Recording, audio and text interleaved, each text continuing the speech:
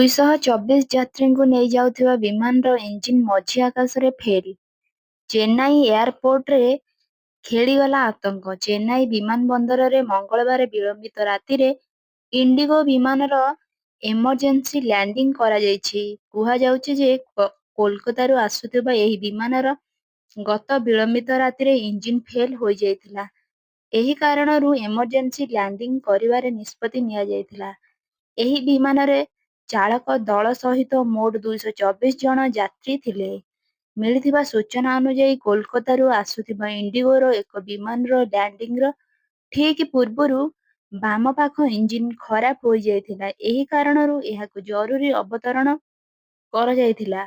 ଫଳରେ ଚେନ୍ନାଇ ବିମାନବନ୍ଦରର ସମ୍ପୂର୍ଣ୍ଣ ଭାବରେ ଏମର୍ଜେନ୍ସି ଘୋଷଣା କରାଯାଇଥିଲା। ଏହି କାରଣ ଘଟଣା ପରେ ସୃଷ୍ଟି ହୋଇଯାଇଥିଲା ଭୟ।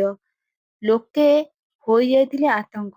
ଏୟାରପୋର୍ଟ ଅଥରିଟି ଅଫ୍ ଇଣ୍ଡିଆର ଅଧିକାରୀଙ୍କର କହିବା ଅନୁଯାୟୀ ଇଣ୍ଡିଗୋର ବିମାନ 6E723ରେ 224 ଜଣ ଯାତ୍ରୀ ଥିଲେ। ଏହି ବିମାନ କୋଲକାତାରୁ ଚେନ୍ନାଇ ଅଭିମୁଖେ ଆସୁଥିଲା। ବିମାନଟି 11 ଅଗଷ୍ଟ ରାତି 11:29ରେ ଏମର୍ଜେନ୍ସି ଲ୍ୟାଣ୍ଡିଂ କରିଥିଲା।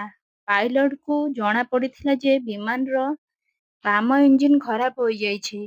ଏହାପରେ ପାଇଲଟ ବିଳମ୍ବ ନକରି ଏୟାର ଟ୍ରାଫିକ୍ କଣ୍ଟ୍ରୋଲକୁ ଏହାର ସୂଚନା ଦେଇଥିଲେ। ଏହାପରେ ଏୟାରପୋର୍ଟ ଅଧିକାରୀ ବିମାନକୁ ସୁରକ୍ଷିତ ଲ୍ୟାଣ୍ଡିଂ କରିବା ପାଇଁ ଜରୁରୀ ଉପାୟ ଗ୍ରହଣ କରିଥିଲେ।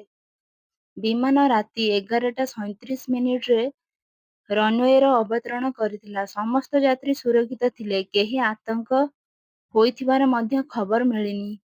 ବିମାନଟି ସୁରକ୍ଷିତ ଭାବରେ ଅବତରଣ କରିବାର ପ୍ରାୟ 10 ମିନିଟ୍ ପରେ 11:47ରେ ସମ୍ପୂର୍ଣ୍ଣ ଜରୁରୀକାଳୀନ ପରିସ୍ଥିତି ପ୍ରତ୍ୟାହାର କରାଯାଇଥିଲା। ବିମାନ ବନ୍ଦର ଅଧିକାରୀଙ୍କ ଅନୁଯାୟୀ ଏହି ଘଟଣା ଦ୍ୱାରା ଚେନ୍ନାଇ ବିମାନବନ୍ଦରରେ ସାଧାରଣ କାର୍ଯ୍ୟ ପ୍ରଭାବିତ ହୋଇନାହିଁ ଏବଂ ସମସ୍ତ ବିମାନ କାର୍ଯ୍ୟ ସ୍ୱାଭାବିକ ଭାବରେ ଜାରି ରହିଛି। ଅଧିକାରୀମାନେ ଇଞ୍ଜିନ ଫେଲ୍ର କାରଣ ଜାଣିବା ପାଇଁ ତଦନ୍ତ ଆରମ୍ଭ କରିଛନ୍ତି।